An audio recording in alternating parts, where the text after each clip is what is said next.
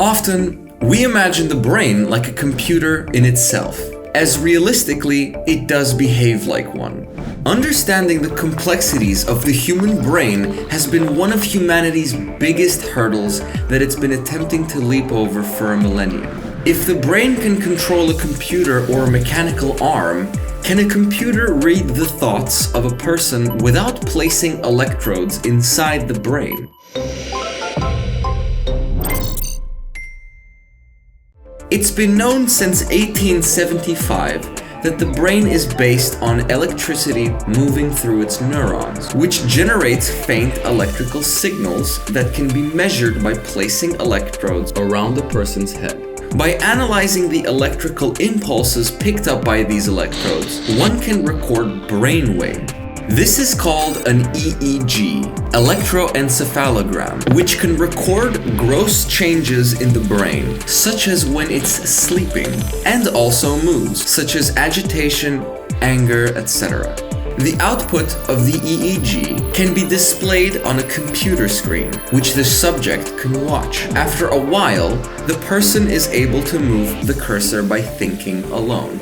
Already, Niels Berbaumer of the University of Tübingen has been able to train partially paralyzed people to type simple sentences via this method. Even toy makers are taking advantage of this. A number of toy companies, including NeuroSky, market a headband with an EEG-type electrode inside. If you can concentrate in a certain way, you can activate the EEG in the headband, which then controls the toy. For example, you can raise a ping-pong ball inside a cylinder by sheer thought. This obviously opens plenty of doors for more ambitious endeavors. The advantage of the EEG is that it can rapidly detect various frequencies emitted by the brain without elaborate or expensive equipment. But one large disadvantage is that EEG cannot localize thoughts to specific locations of the brain. A much more sensitive method is the FMRI, Functional Magnetic Resonance Imaging scan.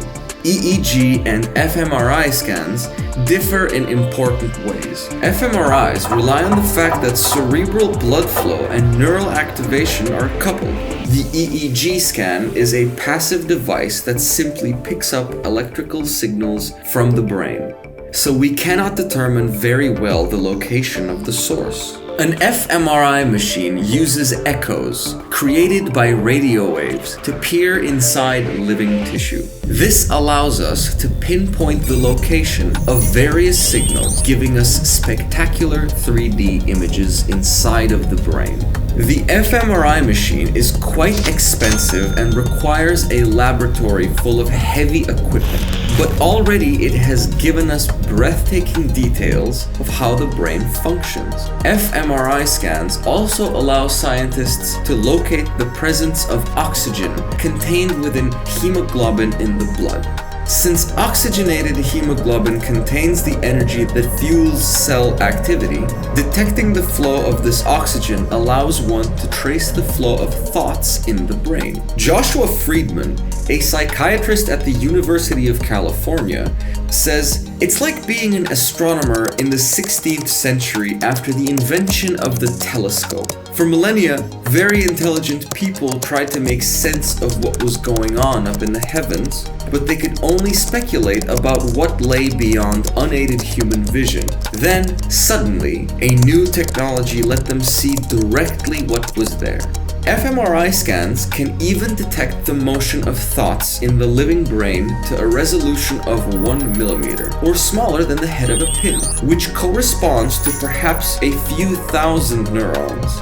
An fMRI can thus give three-dimensional pictures of the energy flow inside the thinking brain to an astonishing accuracy. Eventually, fMRI machines may be built that can probe to the level of single neurons, in which case one might be able to pick out the natural patterns corresponding to specific thoughts. A breakthrough was made recently by Kendrick Kay and his colleagues at the University of California at Berkeley. They did an fMRI fMRI scan of people as they looked at pictures of various objects, such as food, animals, or people, and common things of various colors. Kay and his colleagues created a software program that could associate these objects with the corresponding fMRI patterns. The more objects these subjects saw, the better the computer program was at identifying these objects on their fMRI scans. Then they showed the same subjects entirely new objects,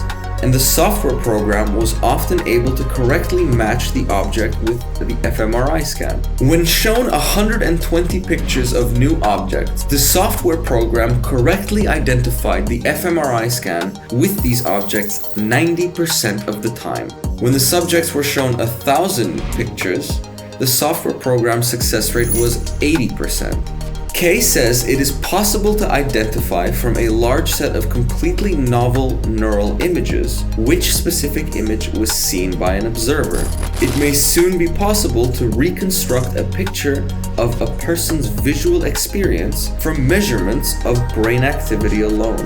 The goal of this approach is to create a dictionary of thought so that each object has one-to-one correspondence to a certain fMRI image. By reading the fMRI pattern, one can then decipher what object the person is thinking about. Eventually, a computer will scan perhaps thousands of fMRI patterns that come pouring out of a thinking brain and decipher each one.